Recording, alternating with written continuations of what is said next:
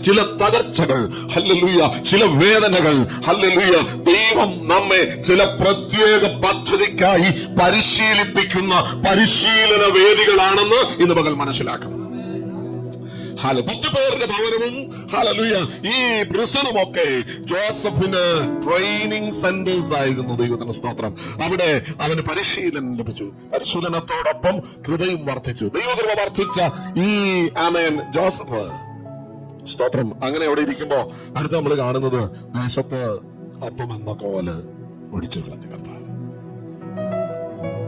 ഈജിപ്തിൽ 7 വർഷത്തെ വലിയ സമൃദ്ധി ഉണ്ടായി. തുടർന്ന്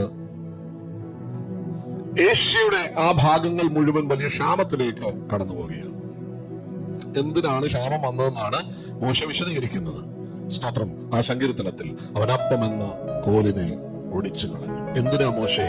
ഹല്ലേലൂയ, ഇതൊടിച്ചത്, ഹല്ലേലൂയ, ചങ്ങലയിൽ കിടക്കുന്ന ഒരുത്തനുണ്ട്.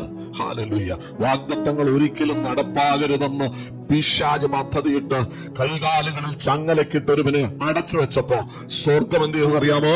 ലോകത്തിലുള്ള അപ്പത്തിന്റെ കോലിനെ ഒടിച്ചേച്ച് ദൈവത്തിന്റെ നിയോഗമുള്ള ഒരുവനെ ദൈവം പുറത്തു കൊണ്ടുവരികയാണ്. അങ്ങനെയാണെങ്കിൽ ചില ക്ഷാമങ്ങൾ ചിലതിനെ പുറത്തു കൊണ്ടുവരുവാനുള്ള ദൈവിക പദ്ധതിയുടെ ഭാഗമാണ്. നമ്മുടെ ജീവിതത്തിൽ വന്നു ഭവിക്കുന്ന ചില തകർച്ചകൾ ചില പദ്ധതികളുടെ നിവർത്തിക്കാണ് എന്ന് നമ്മൾ മനസ്സിലാക്കണം.